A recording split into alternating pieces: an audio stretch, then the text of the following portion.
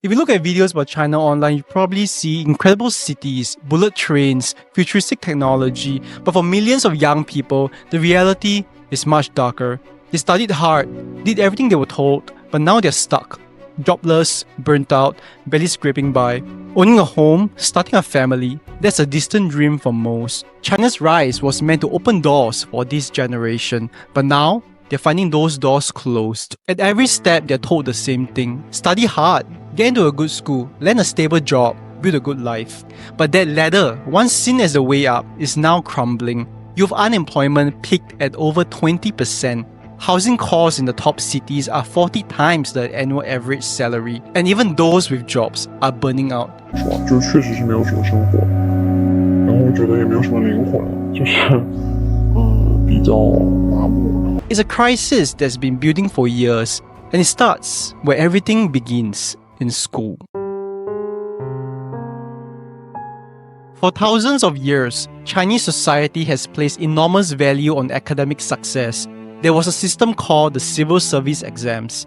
If you passed it, even as a poor villager, you could become a government official. It meant status, stability, and a way out of poverty. That mindset still shapes the country today, but the pressure has grown far more intense. As China rapidly urbanized, opportunity became concentrated in the major cities like Beijing, Shanghai, Shenzhen. That's where the best jobs are, in tech, finance, big businesses, and government. But the competition for those jobs is fierce. To even have a chance, you need a degree from one of China's top universities. For millions of students, getting to a top university is the only chance to access those jobs. And that's where the pressure stems from. Every year, over 11 million students take the Gaokao, China's national university entrance exam. It lasts just 2 days, but it can determine your entire future. What school you get into, what kind of job you qualify for, and how society views you. But not all universities are created equal. Just like the best jobs are clustered in big cities, the best opportunities in education are concentrated at the very top. Schools like Tsinghua, Beijing University, and Fudan accept only a tiny fraction out of the millions who apply. So students start preparing years in advance. Here's what a typical school day looks like for many Chinese students. Wake up before dawn, classes all day, breaks only for meals, then evening lessons, then study late into the night, sleep only maybe 4 or 5 hours. Repeat that for years and years. How about weekends, you might ask? Also packed, extra tuition, cramped schools, mock exams. Holidays are meant for study camps. Families spend huge amounts of money just to keep their kids from falling behind. But here's the problem: when everyone is trying to get ahead, no one really moves forward. This kind of pressure has a name in China: 内卷, translated as involution. It describes a system where everyone is working harder and harder, but the rewards stay the same or shrink. Students aren't pushing themselves to succeed. They're doing it just to survive. Imagine a teacher assigns a 1,000-word essay. One student writes 2,000. The next will write 3,000 words. Now everyone has to write a lot more words just to keep up. Soon, everyone's exhausted, but no one's actually better off. Now imagine that kind of academic pressure for your entire childhood. 你可以随便说，我可以改，但是我有自由的时间呐，我不能没有自由啊，我不能绑在学习身上啊。学习比老已经好呀。And the cost is devastating. Burnout, anxiety, depression, all on the rise. It's estimated that nearly 50% of children aged 10 to 16 show symptoms of depression. In late March 2022, 7 teenagers died by suicide in just 5 days. One girl ended her life after getting a low score on the test. Her final note said, "I'm sorry, mom and dad, I couldn't fulfill your dreams." Some schools have even had to install bars on windows, not for safety, but to prevent students from jumping. In 2021, the government tried to reduce pressure by banning private tutoring for kids under 16, but they came too late and did too little. Families still found their workarounds, paying even more for illegal tutors. Sounds ironic, right? A black market for education. But academic results had become so important that parents cannot imagine not sending kids for tuition. Education was supposed to open doors, but for this generation, it's only made the walls feel tighter. And after all that pressure, all those years of sacrifice, what waits on the other side might be even worse. After everything these students went through, you think that things will get better after graduation. It doesn't. In 2023, the official unemployment rate for fresh graduates hit over 20%. Things got so bad that by the middle of the year, the government stopped releasing the numbers altogether. Private surveys estimated that the actual graduate employment rate was much worse, hitting a low of 55.5% in 2024. And even that's misleading. Many of those employed were working gig jobs, delivering food, driving taxis, streaming online. Others were part-time, underpaid, or in jobs they were way overqualified for. A graduate from China's top university, Tsinghua, was spotted applying for a job in sanitation. Not because he wanted to, but because there were no other options. There are many stories of master's graduates in engineering working in factory lines. Some experts suggest that the real number of graduates in full-time stable jobs may be under 40%. That will mean there's nearly 30 million unemployed or underemployed college graduates across the country. And this didn't happen by accident. It's a result of how China built its economy. For decades, growth came from two big engines: manufacturing and real estate. Factories churned out goods for the world. Cities rose up of nowhere. It worked. It lifted hundreds of millions out of poverty. But now, both sectors are stalling and the economy is feeling it. Manufacturing has hit overcapacity. Export demand is falling. Factories are downsizing or moving abroad. Real estate is in deep trouble. Developers are drowning in debt.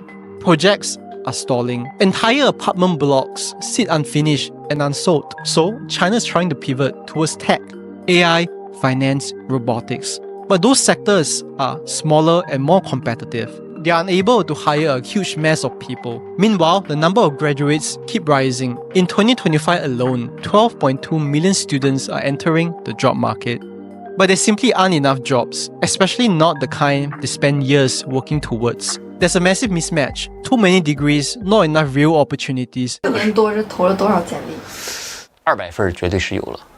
反正我就记得这句话，梦醒了无路可走。当时就是觉得无路可走了。Some graduates just end up stuck at home. Others take whatever they can find. Even top university graduates are working as cleaners. And even if you can get a good job, it isn't the end of the struggle. It's just the start of a new one, where work takes over your life and grinds you down.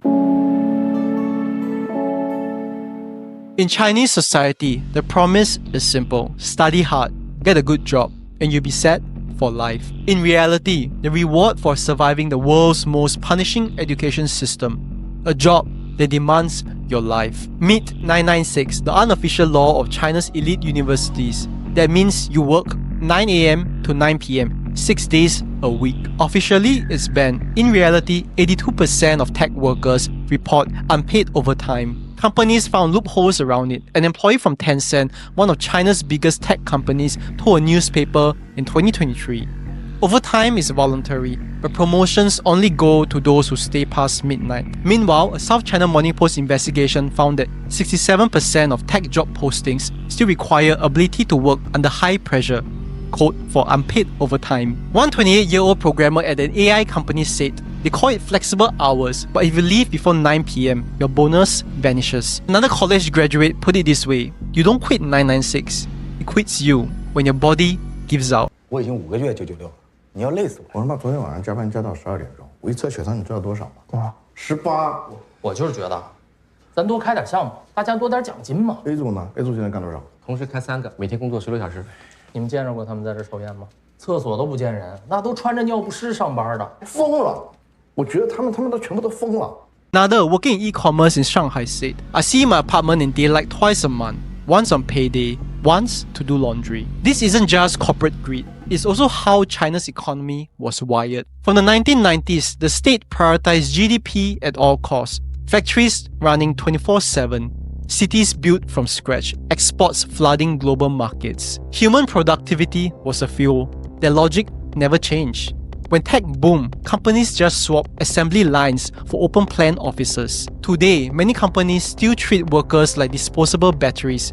Drain them, replace them, repeat. And with over 12 million graduates entering the workforce every year, and the millions more unemployed who need a job, there's always somebody ready to take your place.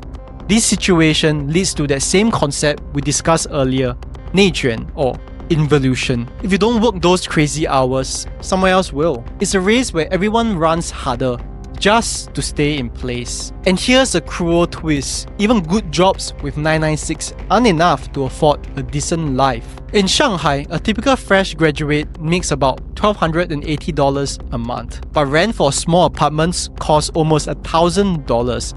Barely anything is left for food and other expenses. In Beijing, it's worse. 83% of graduates under 30 rely on parents for rent. Why is it so expensive? Because real estate wasn't just part of China's economy, it became the economy. Local governments made money by selling land. Developers built endlessly. I actually made a video describing how China developed their land so fast. Links in description, so check it out afterwards. But the result of this real estate boom is that property became the main way to build wealth. People bought extra homes not to live in them, but for investment. Now, a modest apartment in the city costs 5 million renminbi, nearly $700,000. That's almost 50 years of the average salary there. No wonder young people say, owning a home is a dream for our parents, a nightmare for us. And starting a family, also out of reach. Raising one child in Shanghai costs over $200,000. About 14 years of salary after rent. The government wants more babies, but in a city where you can't afford to live, how are you supposed to raise one? Shanghai's birth rate is now 0.7, lower than even Japan's. This is the real cause of the miracle. A generation that studied endlessly, worked themselves to the bone, did everything right, and still got left behind. They were raised on the mantra, hard work guarantees a future. But this is a cruel lesson they learn. In today's China, the only thing hard work guarantees is even harder work. So when the system takes everything you have and gives you nothing you can build a life with, you start to wonder, what's the point of even trying? After all the pressure, all the sacrifices, some young people in China are quietly rebelling. Not because they failed, but because they realized the game might be rigged. They did everything right. They worked hard, got a degree, if they were lucky, landed the job, and still they're stuck, burnt out, underpaid, and falling further behind. So now, more and more are deciding, if the reward isn't coming, why keep playing? This mindset has a name, Tang Ping, translated as lie flat. It means opting out of the race, not chasing promotions, not buying a house, not starting a family, just doing enough to live and refusing to burn out for a future that doesn't exist. 我们这种状态呢，可能就是因为再坚持，可能是达不到这种要求，也达不到那个最初的梦想，所以说就可能就有点放弃。 Some take gig jobs instead of office careers. Some live with their parents, cutting costs and ambitions. Others just stop trying to get ahead because they know what's at the top. More stress, no payoff. It's not laziness, it's wanting a life for themselves. And for some, even lying flat feels so hopeful. They've turned to something darker, 摆烂 or let it rot. Where lie flat means stepping back, let it rot means giving up on purpose. Doing the bare minimum, showing up late for work, not caring about the consequences. 我对摆烂的理解就是，假如领导交给我一件事情，我就是说，能不能明天再做，或者是能不能交给别人做，或者是能不能不做这种，不会说是欣然去接受这个工作，然后实在是没办法，然后才自己去做，做也就是只是做而已，不会把它做好。 As one 25-year-old master's graduate working in a convenience store put it, if the system's broken, why pretend it's not?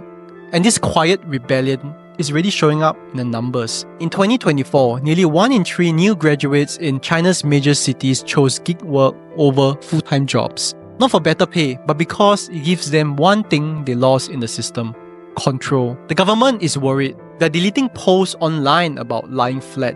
State media calls it low desire living, and they're urging young people to revive their spirit. But the ladder remains broken because when hard work gets you nowhere, when the system takes everything and gives nothing back, eventually people just stop climbing the ladder. They're not out in the streets protesting. They're not demanding change. They're just quietly walking away from the system. This is the dark side of China's economic miracle. A system that once lifted hundreds of millions out of poverty now risks leaving an entire generation behind. Will things get better? Maybe. Maybe not. There's no shortage of hot takes online about China, its government, its economy, its future. But behind the headlines are real lives. Millions of young people, tired, this illusion and quietly asking, what's left for me? And I think it's important we talk about that because this isn't just about China's future, it's about how people can lose faith in the very system they were told to trust. Also, if this resonated with you, drop a like because it really helps me out. Also, I would love to hear your thoughts in the comments. And if you want to understand more about how China got here, check out my other videos I've linked right here. Thanks for watching.